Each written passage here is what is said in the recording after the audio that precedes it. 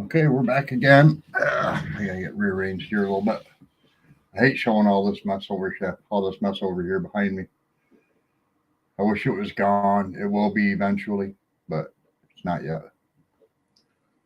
Still working out the kinks of getting my back patio built because it's cold this week. Right now it's 48 degrees and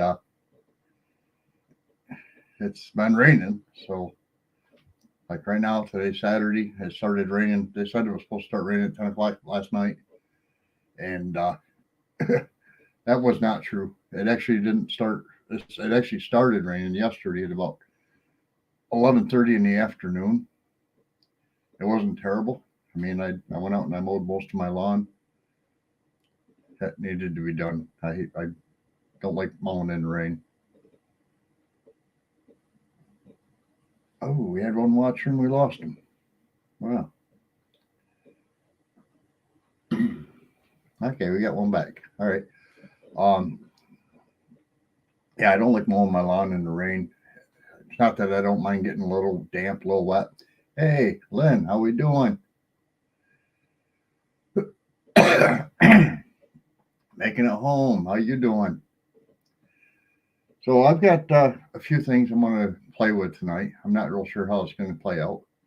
As everybody knows, Lynn definitely knows because we've been in chat about doing some coffee cups for her. But I've been working on a special project. I'm not too sure how many of you all watch Drifting Dreamers 5, but Mike said he wanted his first design to be a drifter down moment.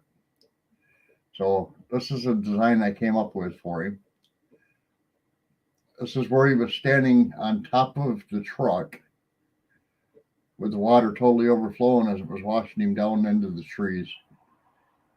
And he didn't know what he was doing. So that's the first design. I'm sending him 2 t-shirts and I'm sending him some cups. Lynn, I haven't started yours yet. I do have your picture for him. And all I have to do is just go in and print them and start doing them. And hi, Karen, how you doing? I can go in and I can knock out your 36 cups. Will take me on average of probably about an hour and a half to 2 hours to actually print.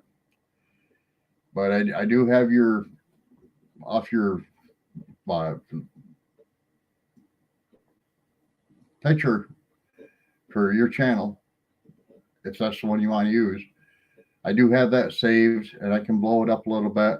I'll have to play with it and see if I can blow it up without destroying it or whatever. But I am going to be working on those probably tomorrow. Oh, how big the cups are! They're 11-ounce coffee mugs, standard coffee mug.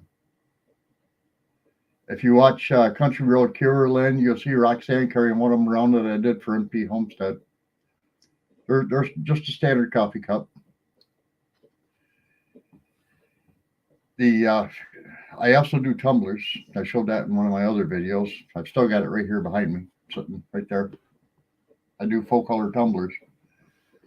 Where do I get my blanks? Making it home. It all depends. Like I believe the coffee mugs I get from Johnson Plastics Plus. The signs and stuff like that I get from a different company because they're cheaper. Um, T-shirts, it all depends on the quality of the T-shirt I'm looking for. A typical polyester, this shirt right here, this is a good example. I bought this T-shirt at Walmart. It's 100% polyester. It printed perfect. Colors are great and everything else. But what I found, I don't know what brand it is, but it's got this silver stripe on the sleeve right here. I don't know if you can really see that with the camera. It's actually more of a gray than a silver, but the light shining and reflecting off the computer. It's kind of reflective. And the problem I'm having with this shirt, and it wasn't as cheap as where I normally get them, is that this sleeve right here, if you can see, it's not the same length as this sleeve over here. And that's because where they put the zip or the crosshatch hem onto it to hold it up, I actually pulled out one day and I just took my cigarette lighter and I burnt the thread off, not realizing what I was doing. and it totally unthreaded the whole sleeve. So this one here still has the seam on it. This one here only has a seam where it's at the seam. So, and these shirts here are really a pain in the butt to do because of the fact that 100% pure polyester silk looking shirts are hard to press. To be honest with you, I actually spent a whole day this week in my print shop running tests for what temperatures can I use, how much time do I need to get a good looking print out of a shirt. Because what happens is polyester melts at 300 degrees. Hey, how we doing, Joe Bait and Tackle Outdoors? Love the name, buddy. the the problem with a 100% polyester shirt that's the shiny, silky looking ones, like a lot of people wear, that are called like stage eyes or whatever, is that the fibers in that shirt will actually start melting at 300, anything over 300 degrees. In order for the print like this to be transferred over onto that polyester, it takes 1 minute at 400 degrees. I got hooked up with another guy that does them, and he said, wait, you're doing it wrong. You're doing it wrong. Try this. And I played around and I played around and I played around, and I actually found a good temperature and a good time to transfer a really good picture. Actually, I did it before I did Drift and Dreamers shirts with that design on it, because I felt that there was a need for me not to keep burning these things. So all day shirt has flash sales on theirs occasionally. They're mostly cotton with poly. All right, well, the problem with cotton poly blend is that you get a retro look. When you first print it, it will look really, really good until it gets washed. And each time you wash it, you lose 50% out of the cotton fibers of the print that you put on it. So after say 3 or 4 washes, that print will only show up on the polyester fibers in it. So say if it's a 50-50 blend, it'll give you a really retro looking print. Not everybody likes those. I like a clean print myself. But yeah, those stay dry shirts, the silky looking polyester shirts, they can't be done at 400 degrees. You simply, everywhere your heat press touches it, it's gonna melt a square, or do what they call scorching the shirt. I've dealt with that a lot, and because I do a lot of band shirts that way, I was like, man, I got to find a better way to do this. It's not working out for me. So what I found was that you don't want to be anywhere near 400 degrees. I think I got it down to like 300, and I think it's 340 degrees or 335 degrees, but it has to be on for 90 seconds.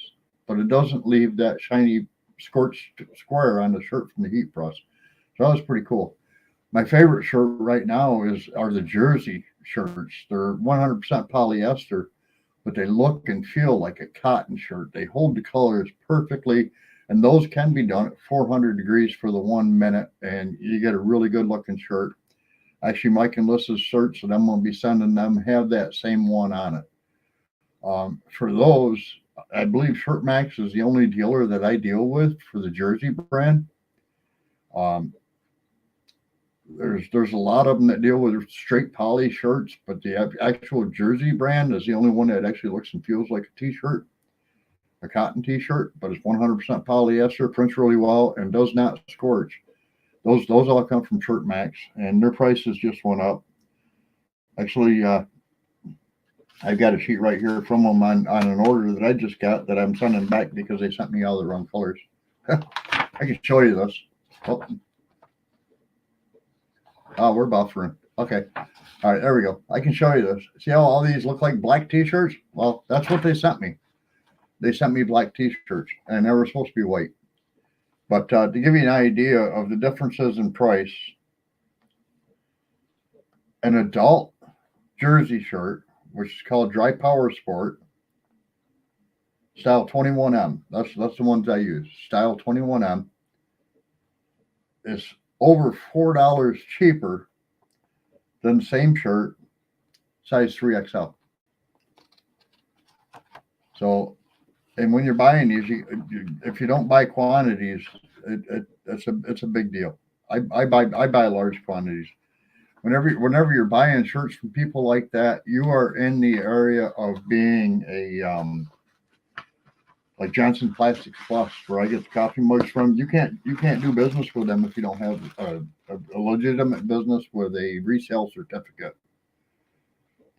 These guys here, they're a good company to work with. I when I realized their mistake printing out the receipt, I instantly emailed them and said, "Hey, well, wait a minute.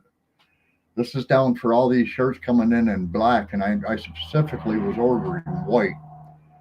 And they told me that what happens is once the order comes in and the payment's been approved, it automatically gets sent out to one of the warehouses. So even if you contact them afterwards and say, "Well, wait a minute, can you do something about this? You haven't shipped it yet. It's not right." They can't because it's no longer in their hands; it's in the warehouse's hands. So you have to wait for the warehouse to ship them to you, and then they create what they call a return merchandise authorization form (RMA), and you use that RMA to send the shirts back with an explanation, filling out the paperwork to get the RMA of what is they're in the process of setting up engraver and lathes. Oh, that's cool. That's cool. I just recently sold my lathe. I don't use my lathe at all, although I do have engravers that have cup rotaries on them and stuff for doing glassware and whatnot. Um, Engravers, it depends on which one you get. I actually build my own because I understand the process of how they work and what it takes to set them up. Um, my first one is still in the process of being built. Actually, it's been in that process for over 8 years, but it's a huge one. That one uses a real router mounted on a gantry and whatnot. And that one, it's big. It's big. It was made to do 4x8 sheets. But where I ran into a problem with finishing that CNC type machine up was that the motors that I got were not 4 wire motors. They were like 6 wire or something like that.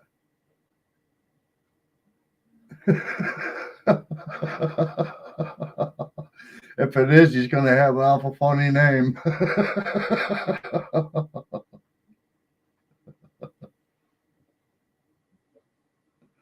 John and I live. Hi, Tasha. How we doing? So anyway, back to the big CNC machine I was setting up. The whole purpose of building it was to do big signs, and I put it into a room that led into another really big room. So the CNC machine would sit on this. It takes up a whole big table, a big table. But I was going to put a slot in one wall to be able to pass a full 4x8 sheet through, and then put a slot in the opposite wall behind it so that sheet could be fed all the way through. That was probably one of the worst CNC machines I've ever tried to design because not only is it going left and right, forward and backward, but it also had an extra set of wheels on it. So when it reached a certain point in the design, these wheels would drop down, again, like the Z axis would do. They drop down and they roll that sheet to a certain point and then carry on with the engraving to do the rest of the sign. And it was very intense. I built it all out of everything I could buy that didn't cost me $900,000 to do. I think I probably got $950 invested in parts on it so far. You fabbed your first CNC?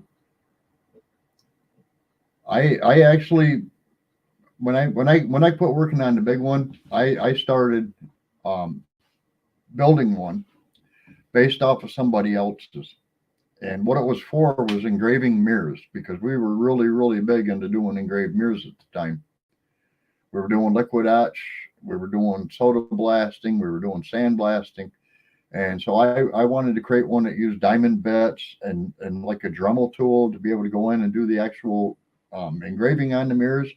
I actually have a special diamond bit behind me that is spring loaded so that it could never go too deep into the glass. And it just basically scratches the outer surface. And I had a heck of a time trying to get that machine to work. So I ended up breaking down and buying the same machine that I designed it off from. This one, mine actually came with. I built a plastic water bath using a 12-inch by 12-inch mirror. We could set that mirror down into that water bath so the diamond bit was always running cooled. It never ran hot and dried out or whatever. And what I ended up doing was buying the other one to learn their part of the programming because they were the exact same size. I designed mine based on theirs, and that was like $1,100. And I got mine to work. I have never broke out that diamond bit because I was using the Dremel diamond bits from China, and I was having a problem with those diamond bits always failing. The diamonds don't stay on or whatever. And so I got rid of doing it that way. Yeah, making it home. Oh, I'll be honest with you. I've got downstairs in my other on my other patio, the one that's below the one that's behind me. We're building. I have the Ohm Tech, got 2860, I think it is. Thing's a monster, and that'll actually go to the backside of a mirror, and it'll burn off all of the back finishing and stuff off of a mirror, and it barely does any damage to the glass when if you got the settings right, which are basically what they send you. And then you can actually paint the back of the mirror. Next time I do a live, I'll bring one up I did for a fire department. It doesn't have the name of the fire department on it naturally. This was like a design I found, and I didn't really go in and tweak it a whole lot. But our local fire department in my town actually has one hanging on the wall with a price tag that is engraved, or yeah, it's engraved into the frame that says $30 each. Fire department gets $5 for each one sold, all handmade, with the fire department's name on it and everything. And it actually says, "My job is to save your ass, not kiss it."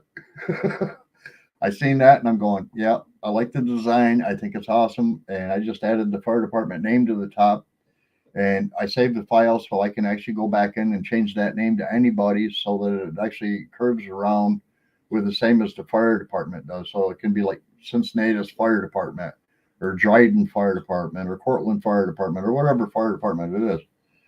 That one I haven't got any orders for, but people really, really, really like to go in and see it and like it. And I'm hoping, someday soon people will start buying them. And I actually went out and I bought the speckled uh, rose gold paint, is what it was called. It's a spray paint. So after you get done engraving the mirror, you just take it out on a piece of cardboard and spray the back of it with the rose gold paint. What I did is I sprayed it with the rose gold, and then I sprayed it again with a flat black, so it looked like the original mirror as I put it into the machine when it got all done. But I put it into my own wood frame that I make in my wood shop, and when you hold that up to a light, that rose gold paint, oh, that looks so pretty. It almost looks like the gold leaf paint they put on the side of the fire trucks. You're doing something for your local fire department for their fundraiser. When are you doing them? I can send you that file if you'd be interested in it. It's oh, what did I do that on? Ah, give me just a half second and I'll tell you what I did it on. I gotta eliminate a couple windows. Yeah, the file was designed on Affinity Designer. I don't know if you play with Affinity Designer, but Affinity Designer is a lot like playing around with a lot of these other ones. Um, it's one of the cheaper ones. They have Affinity Designer, which is like I don't even know what it's like. They got Affinity Photo, which is like a copycat of Photoshop. But each program you buy is only $40, and you own it for the rest of your life. So that's a pretty cool way to play. And every file that's designed for Affinity Designer, of course, has to be opened by Affinity Designer so you can go in and edit it or whatever. But if you're interested in it, making it home, send me an email to CROWNPC, CrownPC at yahoo.com, and I will send you that file. I'm missing my banner down here at the bottom. I'll be right back. Let me just look at this real quick. I don't know why that's not there. It's supposed to have a banner at the bottom. Oh, there it is. Looking at the wrong spot. There's my ticker. All right, there we go. All right, we got the ticker back.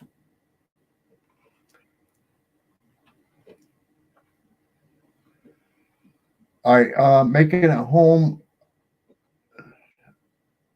at Gmail, right?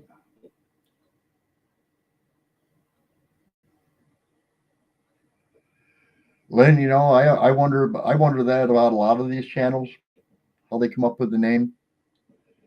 I mean, there's some pretty wild ones out there if you really do a lot of YouTube. I do a lot of YouTube. I was watching one today called 3 of 7, and I really like the guy's channel. I don't like what all he says or whatever, but I like his channel.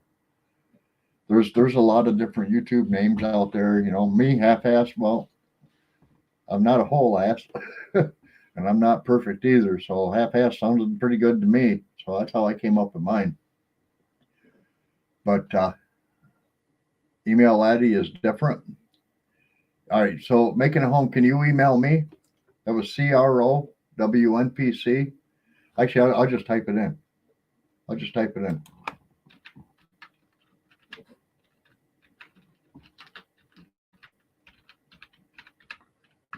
I'm allowed to do that.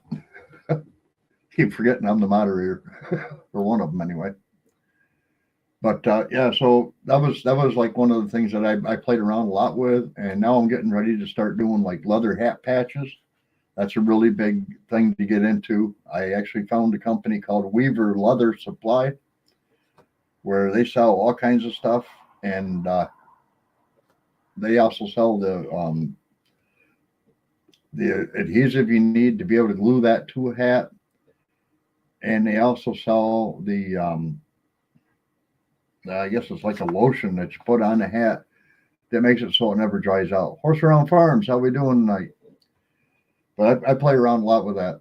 One thing that I also been playing around a lot with is Temu. I'm not too sure how many people here are familiar with Temu, but Temu actually has a lot of really good products, and their prices are really, really fair.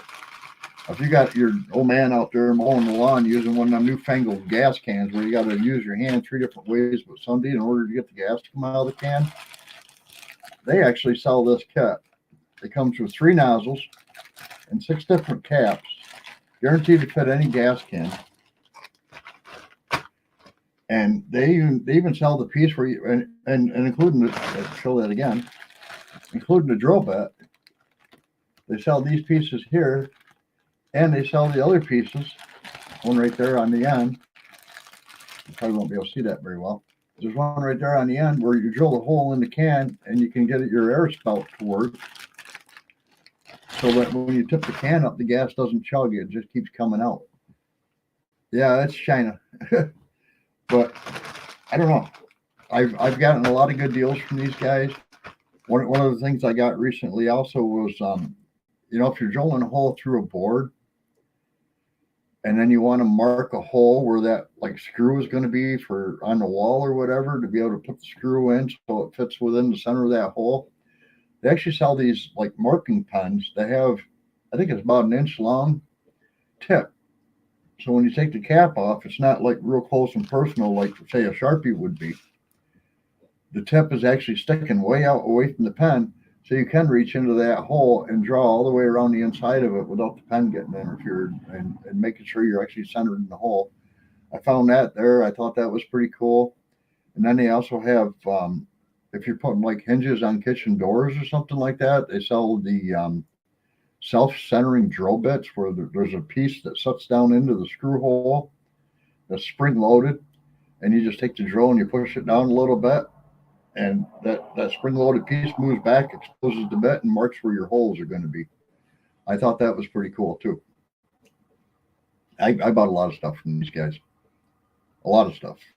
I've got military shirts from them. I've got hats from them. Yeah, they got cool hats. They got cool apparel. I just bought my brother a hat that says "My job is top secret." Even I don't know what I'm doing because he just retired this year. So I seen that and I was going, yeah, he'll like that one. And then I also got him another shirt. I never dreamt of growing up to be an old an old bastard. But here I am killing it. And oh yeah, here's something else that's pretty cool. We I joined Patriot owned business. It's called POB. Patriot owned businesses.net. And they reached out to me this last week and they said, hey, we're getting ready to put a wrap on our truck and we're looking for businesses to sponsor the cost of the wrap. And they were like, well, if you want to put it on just the tailgate, it's like $250. If you want to go both sides of the truck, it's $500. If you want to do both sides and the tailgate, it's $750.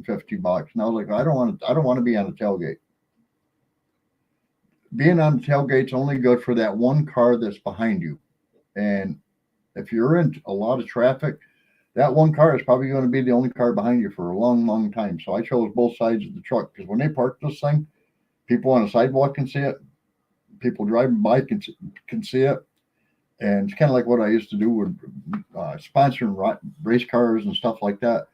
So I went with the both sides of the truck for $500 for a seed business logo. And they sent me this, which I thought was really cool.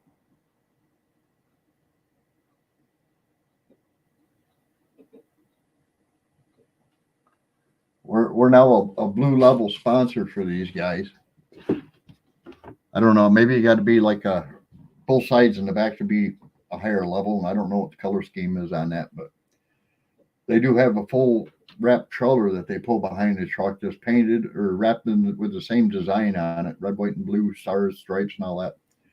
And I thought, well, that's pretty cool. Yeah, I see you got a brand new truck and you're getting ready to wrap that. I like that idea. I'll do that too.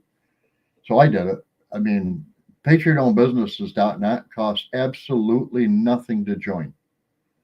All you have to say is, yeah, I believe in America and you are a Patriot owned business. Myself, I'm a veteran, so yeah, I'm definitely a patriot.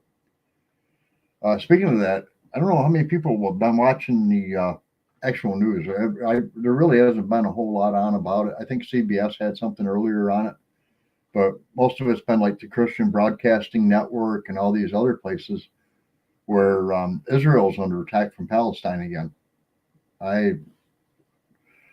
If we still had an administration in office that actually had a backbone, I don't see any of that stuff going on. But our current situation, there's problems going on around the world that shouldn't be going on. Yes, Israel is under attack by Palestine. I think it was 2,500 missiles were fired into Israel today alone, or something like that. It was terrible. A lot of loss of life, and most of the people that get hit by the missiles in the areas are either school kids, mothers that are home, or whatever. It's not like they're shooting government buildings or anything like that.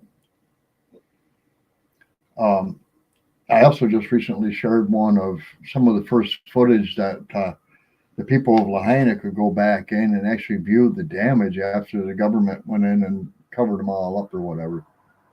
Yeah, I was told that Hamas was funded by the U.S.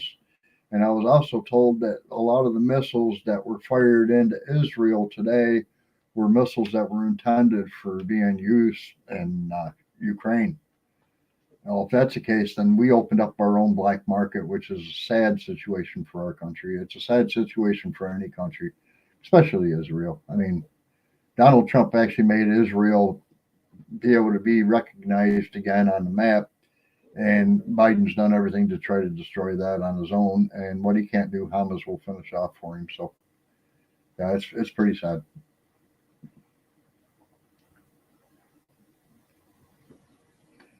All right, well, guys, I'm down to about my last minute. Anybody have any questions?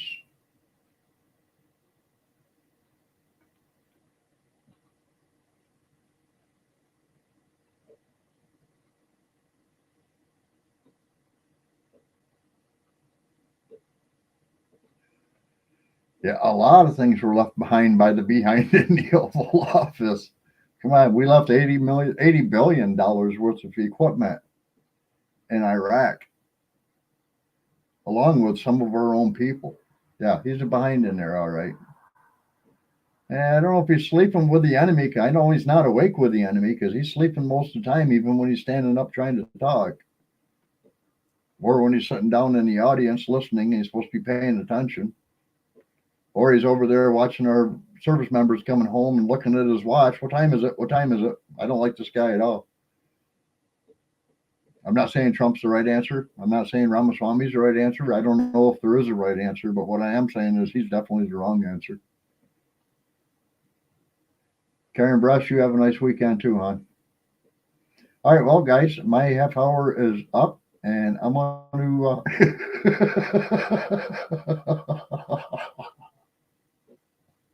Hopefully, they washed their hair recently, or in other words, he's going to be getting a lot more than just a sweet smell going up his nose on that one. I'm going to call this one my weekend night, and we'll catch you guys next Saturday night, same time, same place. Everybody have a good night.